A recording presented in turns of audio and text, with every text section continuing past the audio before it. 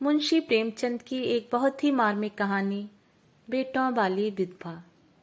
उम्मीद करती हूँ आपको ये कहानी जरूर पसंद आएगी। तो आइए कहानी की शुरुआत करते हैं। पंडित अयोध्यानाथ का देहांत हुआ तो सबने कहा, ईश्वर आदमी की ऐसी ही मौत दे। 4 जवान बेटे थे, 1 लड़की। चारों लड़कियों के विवाह हो चुके थे, केवल लड़की कंवारी थी। संपत्ति भी काफी छोड़ी थी, 1 पक्का मकान, 2 बगीचे, कई हजार गहने और 20,000 नकद।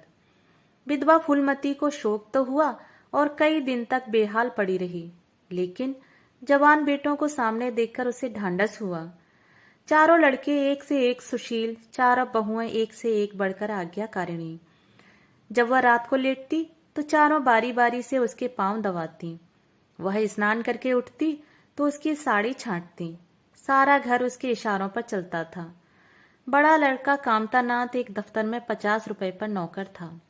छोटा उमानाथ डॉक्टरी पास कर चुका था और कहीं औषधालय खोलने की फिक्र में था।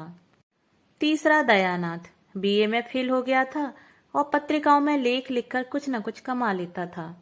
चौथा सीतानाथ चारों में सबसे कुशाग्र बुद्धि और होनहार था और अब की साल बीए प्रथम श्रेणी में पास करके एमए की तैयारी में लगा हुआ था। किसी लड़के में वह दुर्व्यसन व छैलापन व लुटाऊपन न था जो माता पिता को जलाता और कुल मर्यादा को डुबोता। फूलमती घर की मालकिन थी। घर की कुंचियां बड़ी बहू के पास रहती थीं। बुढ़िया में वह अधिकार प्रेम न था जो वृद्ध जनों को कटु और कलहशील बना दिया करता है, किंतु उसकी इच्छा के बिना कोई बालक मिठाई तक न मंगा सकता था। संध्या हो गई थी। पंडित को मरे आज 12वां दिन था। कल 13 थी। ब्रह्म भोज होगा, बिरादरी के लोग निमंत्रित होंगे। उसी की तैयारियां हो रही थीं। फूलमती अपनी कोठरी में बैठी देख रही थी। पल्लेदार बोरे में आटा लगाकर रख रहे हैं, घी के टिन आ रहे हैं, शाक भाजी के टोकरे, शक्कर की बोरियां, दही के मटके चले आ रहे हैं।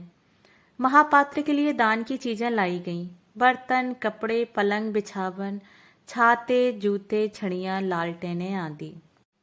किंतु फूलमती को कोई चीज नहीं दिखाई गई। नियमानुसार ये सब सामान उसके पास आने चाहिए थे। वह प्रत्येक वस्तु को देखती, उसे पसंद करती, उसकी मात्रा में कमी बेशी का फैसला करती, तब इन चीजों को भंडारे में रखा जाता। क्यों उसे दिखाने, उसकी राय लेने की जरूरत नहीं समझी गई? अच्छा, वह आटा 3 ही बोरा क्यों आया? उसने तो 5 बोरों के लिए कहा था। घी भी 5 ही कनस्तर है, उसने तो 10 कनस्तर मंगवाए थे। इसी तरह शाक भाजी, शक्कर, दही आदि में भी कमी की गई होगी। किसने उसके हुक्म में हस्तक्षेप किया?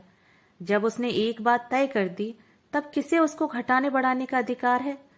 आज 40 वर्षों से घर के प्रत्येक मामले में फूलमती की बात सर्वमान्य थी। उसने 100 कहा हो तो 100 खर्च किए, 1 कहा हो तो 1। किसी ने मीन मेख न की। यहां तक कि पंडित अयोध्यानाथ भी उसकी इच्छा के विरुद्ध कुछ न करते थे।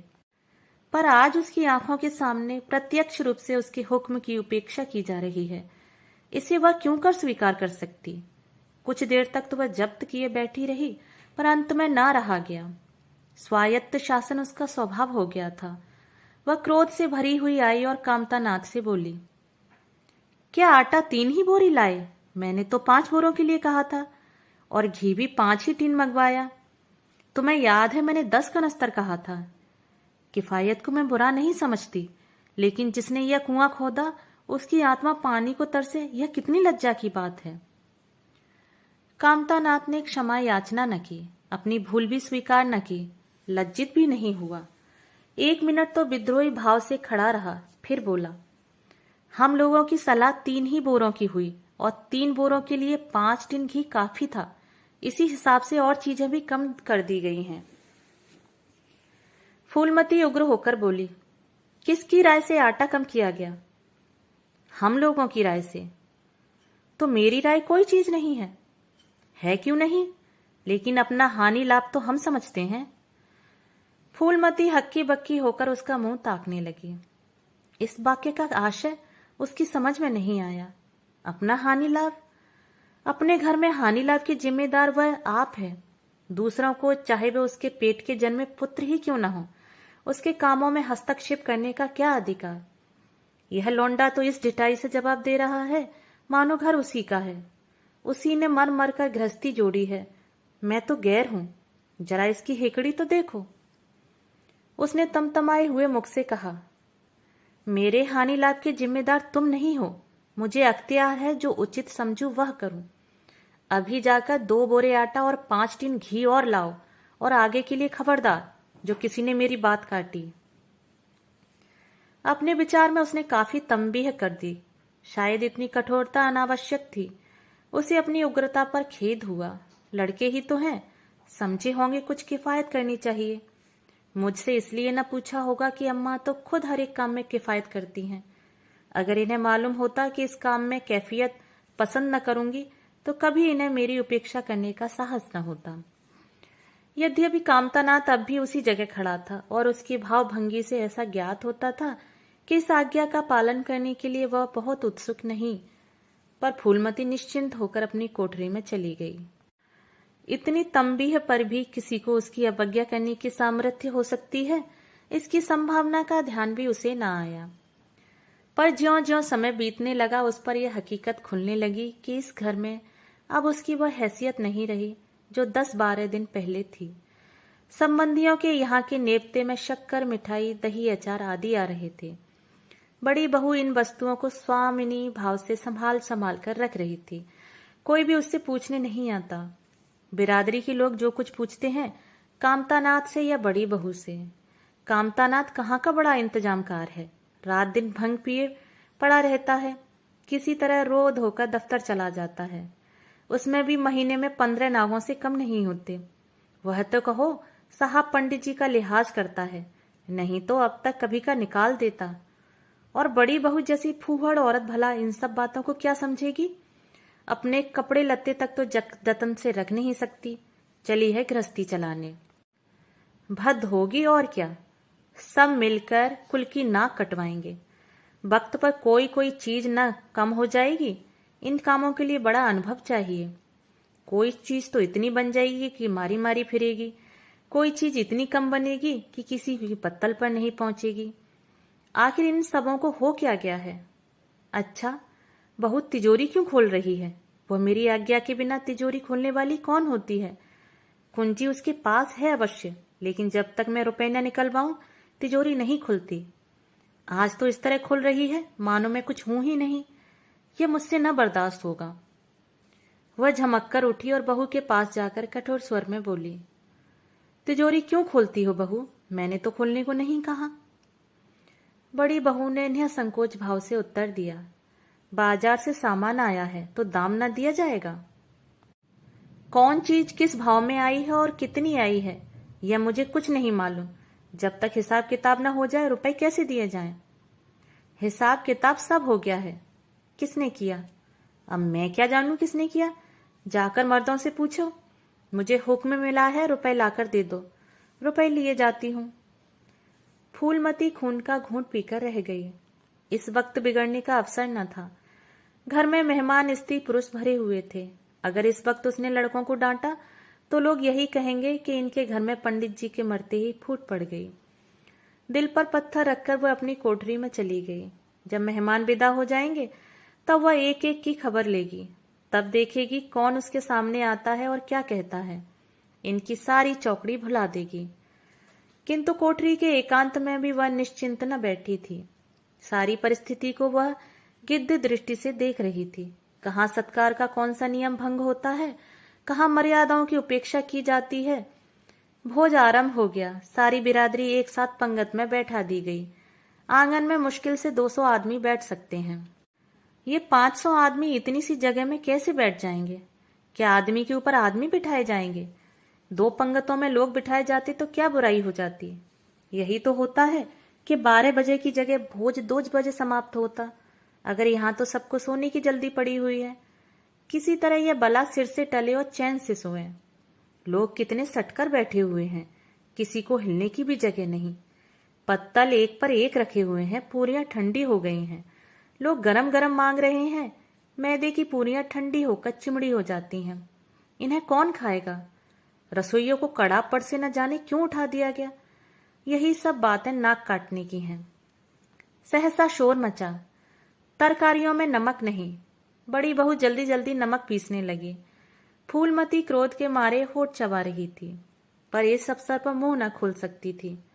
नमक पीसा और पत्तलों पर डाला गया। इतने में फिर शोर मचा। पानी गर्म है, ठंडा पानी लाओ। ठंडे पानी का कोई प्रबंध न था। बर्फ भी नहीं मंगाई गई। आदमी बाजार दौड़ाया गया, मगर बाजार में इतनी रात गए बर्फ कहाँ। आदमी खाली हाथ लौट आया। मेहमानों को वही नल का गर्म पानी पीना पड़ा। फूलमती का बस चलता तो लड़कों का मुंह नोच लेती। ऐसी छीछा लेदर उसके घर में कभी नहीं हुई थी। उस पर सब मालिक बनने के लिए मरते हैं। बर्फ जैसी जरूरी चीज मंगवाने की भी किसी की सुधि न थी। सुधि कहाँ से रहे जब किसी को गप लड़ाने से फुर्सत मिले।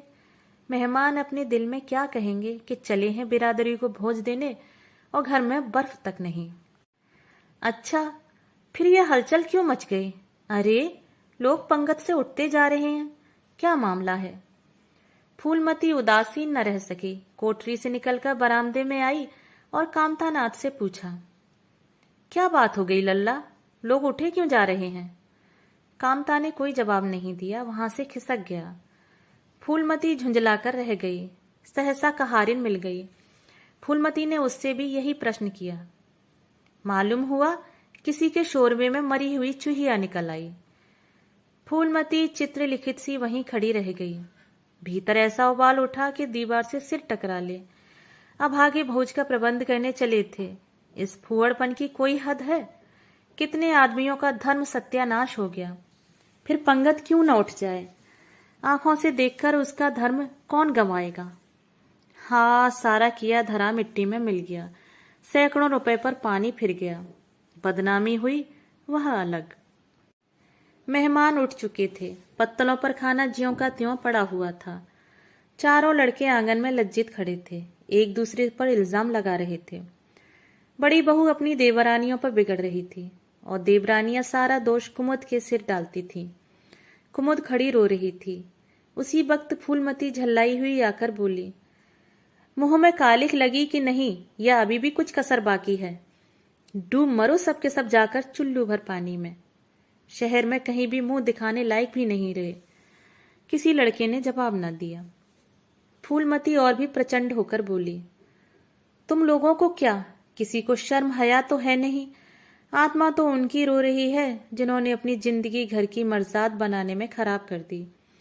उनकी पवित्र आत्मा को तुमने यूं कलंकित किया। शहर में थोड़ी थोड़ी हो रही है। अब कोई तुम्हारे द्वार पर पेशाब करने तो आएगा नहीं।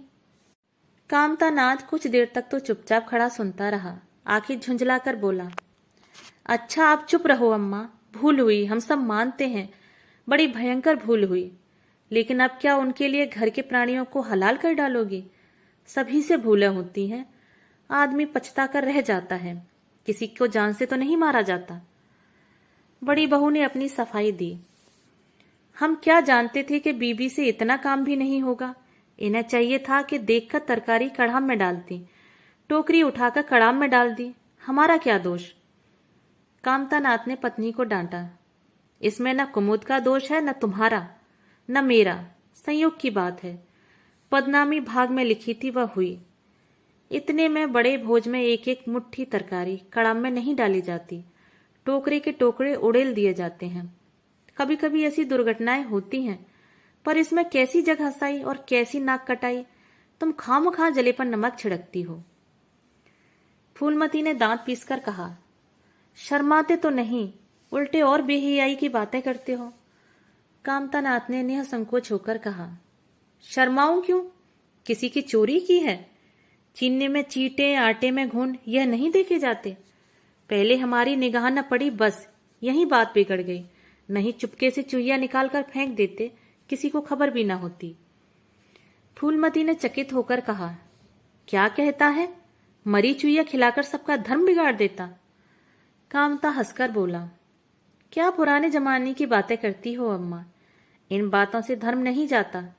यह धर्मात्मा लोग जो पत्तल पर से उठ गए हैं, इनमें से कौन है जो भेड़ बकरी का मांस नहीं खाते? तालाब के कछुए और घोंगे तक को किसी से बचते नहीं। जरा सी चूहिए में क्या रखा था? फूलमती को ऐसा प्रतीत हुआ कि अब प्रलय आने में बहुत देर नहीं है। जब पढ़े लिखे आदमियों के मन में ऐसे अधार्मिक भाव आने लगे तो फिर धर्म की भगवान ही रक्षा करें। अपना सा मुंह लेकर चली गई। 2 महीने गुजर गए। रात का समय है। चारों भाई दिन के काम से छुट्टी पाकर कमरे में बैठे गपशप कर रहे हैं। बड़ी बहू भी षड्यंत्र में शरीक है। कुमुद के विवाह का प्रश्न छिड़ा हुआ है। कामतानाथ ने मसनद पर टेक लगाते हुए कहा, दादा की बात दादा के साथ गई। पंडित विद्वान भी हैं, कुलीन भी होंगे, लेकिन जो आदमी अपनी विद्या और कुलीनता को रुपए पर बेचे वह नीच है। ऐसे नीच आदमी के लड़के से हम कुमुद का विवाह सेंत में भी न करेंगे। 5,000 तो दूर की बात है। उसे बताओ धता और किसी दूसरे वर्ग की तलाश करो। हमारे पास कुल 20,000 रुपये ही तो हैं। एक एक के हिस्से में 5,000 आते हैं। 5,000 दहेज में दे दें और 5,000 नेक न्यौछावर बाजे गाजी में उड़ा दें तो फिर हमारी बदिया ही बैठ जाएगी। उमानाथ बोले, मुझे अपना औषधालय खोलने के लिए कम से कम 5,000 रुपये की जरूरत है।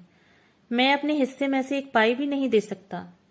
फिर खुलते ही आमदनी तो होगी नहीं, कम से कम साल भर घर से खाना पड़ेगा।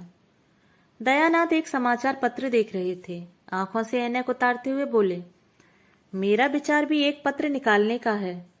प्रेस और पत्र में कम से कम 10,000 का कैपिटल चाहिए। 5,000 मेरे रहेंगे तो कोई न कोई साझेदार भी मिल जाएगा। पत्रों में लेख लिखकर मेरा निर्वाह नहीं हो सकता। कामतानाथ ने सिर हिलाते हुए कहा, अजी राम भजो, सेंत में कोई लेख छापता नहीं, रुपए कौन देता है? दयानाथ ने प्रतिवाद किया, नहीं, यह बात तो नहीं है। मैं तो कहीं भी बिना पेश के पुरस्कार लिए नहीं लिखता। कामता ने जैसे अपने शब्द वापस लिए। तुम्हारी बात मैं नहीं कहता भाई, तुम तो थोड़ा बहुत मार लेते हो, लेकिन सबको तो नहीं मिलता। बड़ी बहू ने श्रद्धा भाव से कहा, कन्या भाग्यवान हो तो दरिद्र घर में भी सुखी रह सकती है, अभागी हो तो राजा के घर में भी रोएगी। यह सब नसीबों का खेल है। कामतानाथ ने स्त्री की ओर प्रशंसा के भाव से देखा। फिर इसी साल हमें सीता का विवाह भी तो करना है। सीतानाथ सबसे छोटा था। सिर झुकाए भाइयों की स्वार्थ भरी बातें सुन सुनकर कुछ कहने के लिए उतावला हो रहा था। अपना नाम सुनते ही बोला, मेरे विवाह की आप लोग चिंता न करें। मैं जब तक किसी धंधे में न लग जाऊंगा विवाह का नाम भी न लूंगा। और सच पूछिए तो मैं विवाह करना ही नहीं चाहता। देश को इस समय बालकों की जरूरत नहीं, काम करने वालों की जरूरत है। मेरे हिस्से के रुपए आप कुमुद के विवाह में खर्च कर दें। सारी बातें तय हो जाने के बाद यह उचित नहीं है कि पंडित मुरारी लाल से संबंध तोड़ लिया जाए। उमा ने तीव्र स्वर में कहा, 10,000 कहां से आएंगे? सीता ने डरते हुए कहा, मैं तो अपने हिस्से के रुपए देने को कहता हूं। और शेष? मुरारी लाल से कहा जाए कि दहेज में कुछ कमी कर दें। वे इतने स्वार्थान्ध नहीं है कि इस अवसर पर कुछ बल खाने को तैयार न हो जाएं। अगर वह 3,000 में संतुष्ट हो जाएं तो 5,000 में विवाह हो सकता है। उमा ने कामतानाथ से कहा, सुनते हैं भाई साहब, इसकी बात है। दयानाथ बोल उठे, तो इसमें आप लोगों का क्या नुकसान है? मुझे तो इस बात से खुशी हो रही है कि भला हम में कोई तो त्याग करने योग्य है। इन्हें तत्काल रुपए की जरूरत नहीं है। सरकार से वजीफा पाते ही हैं, पास होने पर कहीं न कहीं जगह मिल जाएगी। हम लोगों की हालत तो ऐसी नहीं है। कामतानाथ ने दूरदर्शिता का परिचय दिया। नुकसान की एक ही कही, हम में से एक को कष्ट हो तो क्या, और लोग बैठे देखेंगे? ये अभी लड़के हैं, इन्हें क्या मालूम। समय पर 1 रुपया 1 लाख का काम करता है। कौन जानता है कल इन्हें विलायत जाकर पढ़ने के लिए सरकारी वजीफा मिल जाए या सिविल सर्विस में आ जाएं। उस वक्त सफर की तैयारियों में 4-5 हजार लग जाएंगे। तब किसके सामने हाथ फैलाते फिरेंगे? मैं यह नहीं चाहता कि दहेज के पीछे इनकी जिंदगी नष्ट हो जाए। इस तर्क ने सीतानाथ को भी तोड़ दिया। सकुचाता हुआ बोला, हाँ, यदि ऐसा हुआ तो बेशक मुझे रुपए की जरूरत होगी। क्या ऐसा होना असंभव है? असंभव तो मैं नहीं समझता, लेकिन कठिन अवश्य है। वजीफे उन्हें मिलते हैं जिनके पास सिफारिशें होती हैं। मुझे कौन पूछता है? कभी कभी सिफारिशें धरी रह जाती हैं और बिना सिफारिश वाले बाजी मार ले जाते हैं। तो आप जैसा उचित समझें। मुझे यहां तक मंजूर है कि चाहे मैं विलायत न जाऊं, पर कुमुद अच्छे घर जाए। कामतानाथ ने निष्ठा भाव से कहा, अच्छा घर दहेज देने से ही नहीं मिलता भैया। जैसे तुम्हारी भाभी ने कहा, यह नसीबों का खेल है। मैं तो चाहता हूं कि मुरारी लाल को जवाब दे दिया जाए और कोई ऐसा घर खोजा जाए जो थोड़े में राजी हो जाए। इस विवाह में मैं 1,000 से ज्यादा नहीं खर्च कर सकता। पंडित दीनदयाल कैसे हैं? उमा ने प्रसन्न होकर कहा, बहुत अच्छे, एमए बीए न सही, यजमानों से अच्छी आमदनी है। दयानाथ ने आपत्ति की, अम्मा से भी पूछ तो लेना चाहिए। कामतानाथ को इसकी कोई जरूरत न मालूम हुई। बोले, उनकी तो जैसे बुद्धि ही भ्रष्ट हो गई है। वही पुराने युग की बात है। मुरारी लाल के नाम पर उधार खाए बैठी हैं। यह नहीं समझती कि वह जमाना नहीं रहा। उनको तो बस कुमुद मुरारी पंडित के घर जाए, चाहे हम लोग तबाह हो जाएं। उमा ने एक शंका उपस्थित की, अम्मा अपने सब गहने कुमुद को दे देंगी, देख लीजिएगा।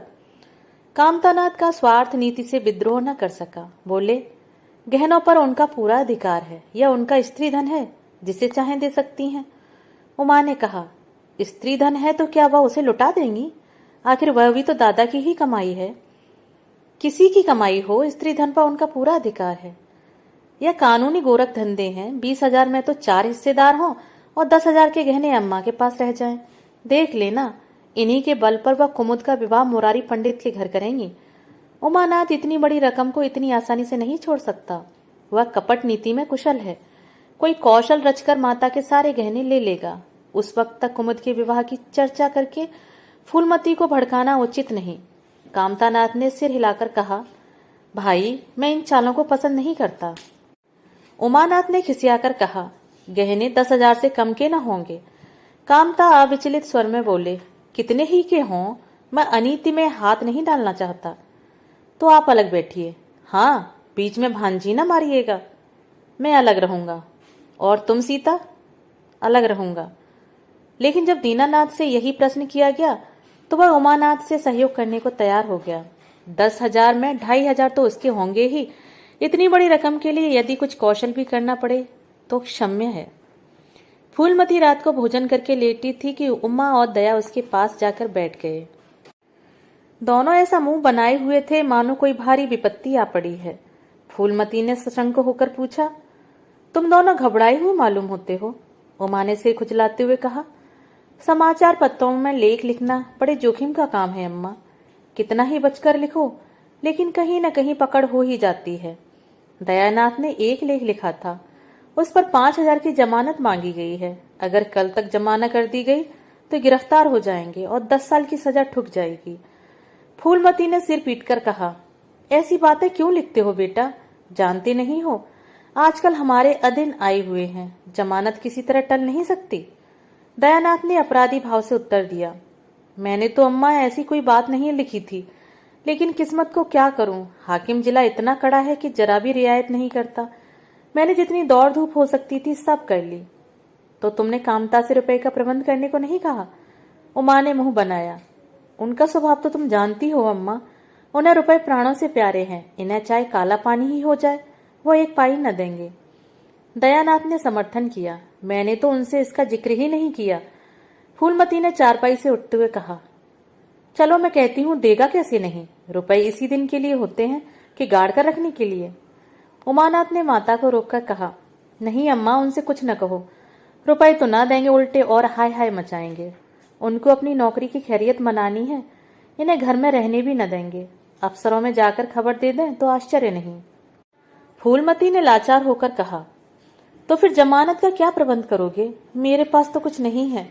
हाँ, मेरे गहने हैं, इन्हें ले जाओ, कहीं गिरोह रख कर जमानत दे दो, और आज से कान पकड़ो कि किसी पत्र में एक शब्द भी न लिखोगे। दयानाथ कानों पर हाथ रखकर बोला, यह तो नहीं हो सकता अम्मा कि तुम्हारे जेवर लेकर मैं अपनी जान बचाऊं। 10-5 साल की कैद ही तो होगी, झेल लूंगा। यही बैठा बैठा क्या कर रहा हूँ। फूलमती छाती पीटते हुए बोली, कैसी बातें मुंह से निकालते हो बेटा? मेरे जीते जी तुम्हें कौन गिरफ्तार कर सकता है? उसका मुंह झुलस दूंगी। गहने इसी दिन के लिए हैं या और किसी दिन के लिए? जब तुम ही न रहोगे तो गहने लेकर क्या आग में झोंकूंगी? उसने पिटारी लाकर उसके सामने रख दी। दया ने उमा की ओर जैसे फरियाद की, आंखों से देखा और बोला, आपकी क्या राय है भाई साहब? इसी मारे में कहता था अम्मा को बताने की जरूरत नहीं, जेल ही तो हो जाती है या कुछ और। उमा ने जैसे सिफारिश करते हुए कहा, यह कैसे हो सकता था कि इतनी बड़ी वारदात हो जाती और अम्मा को खबर भी न होती? मुझसे यह नहीं हो सकता था कि सुनकर पेट में डाल लेता। मगर अब करना क्या चाहिए यह मैं खुद निर्णय नहीं कर सकता। ना तो यही अच्छा लगता है कि तुम जेल जाओ, और न यही अच्छा लगता है कि अम्मा के गहने गिरवी रखे जाएं। फूलमती ने व्यथित कंठ से पूछा, क्या तुम समझते हो मुझे गहने तुमसे ज्यादा प्यारे हैं? मैं तो प्राण तक तुम्हारे ऊपर न्यौछावर कर दूं, गहनों की बिसात ही क्या है। दया ने दृढ़ता से कहा, अम्मा तुम्हारे गहने तो न लूंगा, चाहे मुझ पर कुछ ही क्यों ना पड़े। जब आज तक तुम्हारी कुछ सेवा न कर सका तो किस मुंह से तुम्हारे गहने उठा ले जाऊं। मुझ जैसे कपूत को तो तुम्हारी कोख से जन्म ही नहीं लेना चाहिए था, सदा तुम्हें कष्ट ही देता रहा। फूलमती ने भी उतनी ही दृढ़ता से कहा, अगर यूं न लोगे तो मैं खुद जाकर इन्हें गिरवी रख दूंगी और खुद हाकिम जिला के पास जाकर जमानत करके लाऊंगी। अगर इच्छा हो तो यह परीक्षा भी ले लो। आंख बंद हो जाने के बाद क्या होगा भगवान जाने, लेकिन जब तक जीती हूं तुम्हारी ओर तिरछी नजर से कोई नहीं देख सकता। उमानाथ ने मानो माता पर एहसान रखकर कहा, अब तो तुम्हारे लिए कोई रास्ता नहीं रहा दयानाथ, क्या हरज है ले लो, मगर याद रखो ज्यों ही हाथ में रुपए आ जाएं गहने छुड़ाने पड़ेंगे। सच कहते हैं मातृत्व दीर्घ तपस्या है, माता के सिवा इतना स्नेह और कौन कर सकता है। हम बड़े अभागे हैं कि माता के प्रति जितनी श्रद्धा रखनी चाहिए उसका शतांश भी नहीं रखते। दोनों ने जैसे बड़े धर्म संकट में पड़कर गहनों की पिटारी संभाली और चलते बने। माता वात्सल्य भरी आंखों से उनकी ओर देख रही थी और उसकी संपूर्ण आत्मा का आशीर्वाद जैसे उन्हें अपनी गोद में समेटने के लिए व्याकुल हो रहा था। आज कई महीने के बाद उसके भग्न मातृ हृदय को अपना सर्वस्व अर्पण करके जैसे आनंद की विभूति मिली। उसकी स्वामिनी कल्पना इसी त्याग के लिए, इसी आत्मसमर्पण के लिए जैसे कोई मार्ग ढूंढती रहती थी। अधिकार या लोभ या ममता की वहां गंध तक न थी। त्याग ही उसका आनंद और त्याग ही उसका अधिकार है। आज अपना खोया हुआ अधिकार पाकर अपनी सिरजी हुई प्रतिमा पर अपने प्राणों की भेंट करके वह निहाल हो गई। 3 महीने और गुजर गए। माँ के गहनों पर हाथ साफ करके चारों भाई उसकी दिलजोई करने लगे थे। अपनी स्त्रियों को भी समझाते थे कि उसका दिल न दुखाए। अगर थोड़े से शिष्टाचार से उसकी आत्मा को शांति मिलती है तो इसमें क्या हानि है। चारों करते अपने मन की, पर माता से सलाह ले लेते या ऐसा जाल फैलाते कि वह सरला उनकी बातों में आ जाती और हर एक काम में सहमत हो जाती। बाग को बेचना उसे बहुत बुरा लगता था, लेकिन चारों ने ऐसी माया रची कि वह उसे बेचने पर राजी हो गई। किंतु कुमुद के विवाह के विषय में मतैक्य न हो सका। माँ पंडित मुरारी लाल पर जमी हुई थी, लड़के दीनदयाल पर अड़े हुए थे। एक दिन आपस में कलह हो गई। फूलमती ने कहा, माँ बाप की कमाई में बेटी का हिस्सा भी है। तुम्हें 16,000 का एक बाग मिला, 25,000 का एक मकान, 20,000 नकद में, क्या 5,000 भी कुमुद का हिस्सा नहीं है? कामता ने नम्रता से कहा, अम्मा कुमुद आपकी लड़की है तो हमारी बहन है। आप 2-4 साल में प्रस्थान कर जाएंगी, पर हमारा और उसका संबंध तो बहुत दिनों तक रहेगा। तब हम यथाशक्ति कोई ऐसी बात न करेंगे जिससे उसका अमंगल हो। लेकिन हिस्से की बात कहती हो तो कुमुद का हिस्सा कुछ नहीं। दादा जीवित थे तब और बात थी, वह उसके विवाह में जितना चाहते खर्च करते, कोई उनका हाथ न पकड़ सकता था। लेकिन अब तो हमें एक एक पैसे की किफायत करनी पड़ेगी। जो काम 1000 में हो जाए उसके लिए 5,000 खर्च करना कहाँ की बुद्धिमानी है। उमानाथ से सुधारा, 5,000 क्यों, 10,000 कहिए। कामता ने भवें सिकोड़कर कहा, नहीं मैं 5,000 ही कहूंगा। एक विवाह में 5,000 खर्च करने की हमारी हैसियत नहीं। फूलमती ने जिद पकड़कर कहा, विवाह तो मुरारी लाल के पुत्र से ही होगा। 5,000 खर्च हो चाहे 10,000, मेरे पति की कमाई है, मैंने मर मर कर जोड़ा है, अपनी इच्छा से खर्च करूंगी। तुम्ही ने तो मेरी कोख से जन्म नहीं लिया है, कुमुद भी उसी कोख से आई है। मेरी आंखों में तुम सब बराबर हो, मैं किसी से कुछ मांगती नहीं। तुम बैठे तमाशा देखो, मैं सब कुछ कर लूंगी। 20,000 में 5,000 कुमुद का है। कामतानाथ को अब कड़वे सत्य की शरण लेने के सिवा और मार्ग न रहा। बोला, अम्मा तुम बरबस बात बढ़ाती हो। जिन रुपयों को तुम अपना समझती हो वह तुम्हारे नहीं है। तुम हमारी अनुमति के बिना उनमें से कुछ नहीं खर्च कर सकती। फूलमती को जैसे सर्प ने डस लिया। क्या कहा? फिर तो कहना। मैं अपने ही संचय रुपए अपनी इच्छा से नहीं खर्च कर सकती। वह तुम्हारे रुपए नहीं रहे, हमारे हो गए। तुम्हारे होंगे लेकिन मेरे मरने के पीछे नहीं, दादा के मरते ही हमारे हो गए। उमानाथ ने बेहयाई से कहा, अम्मा कानून कायदा तो जानती नहीं, नाहक उलझती हैं। फूलमती क्रोध बेहवल होकर रोने लगी। भाड़ में जाए तुम्हारा कानून, मैं ऐसे कानून को नहीं जानती। तुम्हारे दादा ऐसे कोई धन्ना सेठ नहीं थे। मैंने ही पेट और तन काट कर ये गृहस्थी जोड़ी है। नहीं, आज बैठने की छां न मिलती।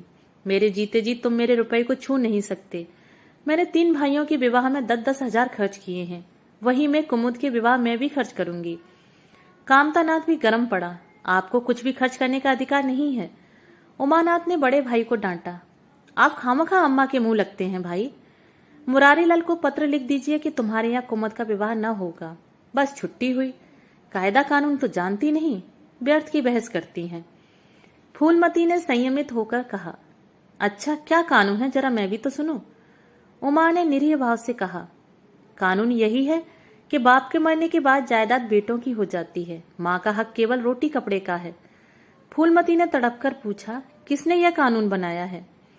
उमा शांत स्थिर स्वर में बोली, हमारे ऋषियों ने, महाराज मनु ने, और किसने? फूलमती एक क्षण अबाक रहकर आहत कंठ से बोली, तो इस घर में मैं तुम्हारे टुकड़ों पर पड़ी हूं?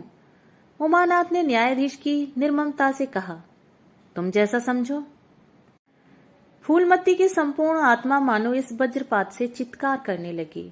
उसके मुख से जलती हुई चिंगारियों की भांति यह शब्द निकल पड़े, मैंने घर बनवाया, मैंने संपत्ति जोड़ी, मैंने तुम्हें जन्म दिया, पाला, और आज मैं इस घर में गैर हूं। मनु का यही कानून है और तुम उसी कानून पर चलना चाहते हो। अच्छी बात है, अपना घर द्वार लो। मुझे तुम्हारी आश्रिता बनकर रहना स्वीकार नहीं। इससे कहीं अच्छा है कि मैं मर जाऊं। बाहर ये अंधेर, मैंने पेड़ लगाया और मैं ही उसकी छांव में खड़ी नहीं हो सकती। अगर यही कानून है तो इसमें आग लग जाए। चारों युवकों पर माता के इस क्रोध और आतंक का कोई असर न हुआ। कानून का फौलादी कवच उनकी रक्षा कर रहा था। इन कांटों का उन पर क्या असर हो सकता था? जरा देर में फूलमती उठकर चली गई। आज जीवन में पहली बार उसका वात्सल्य मग्न मातृत्व अभिशाप बनकर उसे धिक्कारने लगा। जिस मातृत्व को उसने जीवन की विभूति समझा था, उसके चरणों पर वह सदैव अपनी समस्त अभिलाषाओं और कामनाओं को अर्पित करके अपने को धन्य मानती थी। वही मातृत्व आज उसे अग्निकुंड सा जान पड़ा, जिसमें उसका जीवन जलकर भस्म हो गया। संध्या हो गई थी। द्वार पर नीम का वृक्ष सिर झुकाए निस्तब्ध खड़ा था, मानो संसार की गति पर क्षुब्ध हो रहा हो। अस्ताचल की ओर प्रकाश और जीवन का देवता फूलवती के मातृत्व ही की भांति अपनी चिता में जल रहा था। फूलमती अपने कमरे में जाकर लेटी तो उसे मालूम हुआ उसकी कमर टूट गई है। पति के मरते ही अपने पेट के लड़के उसके शत्रु हो जाएंगे, उसको स्वप्न में भी अनुमान न था। जिन लड़कों को उसने अपना हृदय रक्त पिला पिला कर पाला, वही आज उसके हृदय पर यूं आघात कर रहे हैं। अवध जब उसे कांटों की सेज हो रहा था, जहां उसकी कुछ कद्र नहीं, कुछ गिनती नहीं, वहां अनाथों की भांति पड़ी रोटियां खाए, यह उसकी अभिमानी प्रकृति के लिए असह्य था। पर उपाय ही क्या था? वह लड़कों से अलग होकर रहे भी तो नाक किसकी कटेगी? संसार उसे थूके तो क्या, और लड़कों को थूके तो क्या, बदनामी तो उसी की है। दुनिया यही तो कहेगी कि 4 जवान बेटों के होते बुढ़िया अलग पड़ी हुई मजूरी करके पेट पाल रही है। जिन्हें उसने हमेशा नीच समझा, वही उस पर हंसेंगे। नहीं, वह अपमान इस अनादर से कहीं ज्यादा हृदय विदारक था। अब अपना और घर का पर्दा ढकने में ही कुशल है। हाँ, अब उसे अपने को नई परिस्थितियों के अनुकूल बनाना पड़ेगा। समय बदल गया है। अब तक स्वामिनी बनकर रही, अब लौंडी बनकर रहना पड़ेगा। ईश्वर की यही इच्छा है। अपने बेटों की बातें और लातें गैरों की बातों और लातों की अपेक्षा फिर भी गनीमत है। वह बड़ी देर तक मुंह ढांपे अपनी दशा पर रोती रही। सारी रात इसी आत्मवेदना में कट गई। शरद का प्रभाव डरता डरता उषा की गोद से निकला, जैसे कोई कैदी छिपकर जेल से भाग आया हो। फूलमती अपने नियम के विरुद्ध आज तड़के ही उठी। रात भर में उसका मानसिक परिवर्तन हो चुका था। सारा घर सो रहा था और वह आंगन में झाड़ू लगा रही थी। रात भर उसमें भीगी हुई उसकी पक्की जमीन उसके नंगे पैरों में कांटों की तरह छुप रही थी। पंडित जी उसे कभी इतने सवेरे उठने न देते थे। शीत उसके लिए बहुत हानिकारक था। पर अब वह दिन नहीं रहे। प्रकृति उसको भी समय के साथ बदल देने का प्रयत्न कर रही थी। झाड़ू से फुर्सत पाकर उसने आग जलाई और चावल दाल की कंकड़ियां चुनने लगी। कुछ देर में लड़के जागे, बहुएं उठी। सभी ने बुढ़िया को सर्दी से सिकुड़े हुए काम करते देखा, पर किसी ने यह नहीं कहा कि अम्मा क्यों हलकान होती हो। शायद सबके सब बुढ़िया के इस मान मर्दन पर प्रसन्न थे। आज से फूलमती का यही नियम हो गया कि जी तोड़कर घर का काम करना और अंतरंग नीति से अलग रहना। उसके मुख पर जो एक आत्म गौरव झलकता रहता था, उसकी जगह अब गहरी वेदना छाई हुई नजर आती थी। जहां बिजली जलती थी वहां अब तेल का दिया टिमटिमा रहा था, जिसे बुझा देने के लिए हवा का एक हल्का सा झोंका काफी है। मुरारी लाल को इनकारी पत्र लिखने की बात पक्की हो चुकी थी। दूसरे दिन पत्र लिख दिया गया। दीनदयाल से कुमुद का विवाह निश्चित हो गया। दीनदयाल की उम्र 40 से कुछ अधिक थी। मर्यादा में भी कुछ हेटे थे, पर रोटी दाल से खुश थे। बिना किसी ठहराव के विवाह करने पर राजी हो गए। तिथि नियत हुई, बारात आई, विवाह हुआ और कुमुद विदा कर दी गई। फूलमती के दिल पर क्या गुजर रही थी इसे कौन जान सकता है, पर चारों भाई बहुत प्रसन्न थे, मानो उनके हृदय का कांटा निकल गया हो। ऊंचे कुल की कन्या मुंह कैसे खोलती। भाग्य में सुख भोगना लिखा होगा तो सुख भोगेगी, दुख भोगना लिखा होगा तो दुख झेलेगी। हर इच्छा बेकसों का अंतिम अवलंब है। घर वालों ने जिससे विवाह कर दिया उसमें हजार ऐब हों तो भी वह उसका उपास्य, उसका स्वामी है। प्रतिरोध उसकी कल्पना से परे था। फूलमती ने किसी काम में दखल न दिया। कुमुद को क्या दिया गया, मेहमानों का कैसा सत्कार किया गया, किसके यहाँ से नेपते में क्या आया, किसी बात से भी उसे सरोकार न था। उससे कोई सलाह भी ली गई तो यही कहा, बेटा तुम लोग जो करते हो अच्छा ही करते हो, मुझसे क्या पूछते हो। जब कुमुद के लिए द्वार पर डोली आ गई और कुमुद माँ के गले लिपट कर रोने लगी तो वह बेटी को अपनी कोठरी में ले गई और जो कुछ 150 रुपए और 2-4 मामूली गहने उसके पास बच रहे थे बेटी के अंचल में डालकर बोली, बेटी मेरी तो मन की मन में रह गई, नहीं तो क्या आज तुम्हारा विवाह इस तरह होता और तुम इस तरह विदा की जाती। आज तक फूलमती ने अपने गहनों की बात किसी से न कही थी। लड़कों ने उसके साथ जो कपट व्यवहार किया इसे चाहे अब तक न समझी हो, लेकिन इतना जानती थी कि गहने फिर न मिलेंगे और मनोमालिन्य बढ़ने के सिवा कुछ हाथ न लगेगा। लेकिन इस अवसर पर उसे अपनी सफाई देने की जरूरत मालूम हुई। कुमुद यह भाव मन में लेकर जाए कि अम्मा ने अपने गहने बहुओं के लिए रख छोड़े हैं, इसे वह किसी तरह न सह सकती थी, इसलिए वह उसे अपनी कोठरी में ले गई थी। लेकिन कुमुद को पहले ही इस कौशल की टोह मिल चुकी थी। उसने गहने और रुपए आंचल से निकालकर माता के चरणों में रख दिए और बोली, अम्मा मेरे लिए तुम्हारा आशीर्वाद लाखों रुपए के बराबर है, तुम इन चीजों को अपने पास रखो, न जाने अभी तुम्हें किन विपत्तियों का सामना करना पड़े। फूलमती कुछ कहना ही चाहती थी कि उमानाथ ने आकर कहा, क्या कर रही है कुमुद, चल जल्दी कर, शायद टली जाती है, वह लोग हाय हाय कर रहे हैं, फिर तो 2-4 महीने में आएगी ही, जो कुछ लेना देना हो ले लेना। फूलमती के घाव पर जैसे मन और नमक पड़ गया। बोली, मेरे पास अब क्या है भैया जो मैं इसे दूंगी, जाओ बेटी, भगवान तुम्हारा सुहाग अमर करे। कुमुद विदा हो गई। फूलमती पछाड़ खाकर गिर पड़ी। जीवन की लालसा नष्ट हो गई। 1 साल बीत गया। फूलमती का कमरा घर में सब कमरों से बड़ा और हवादार था।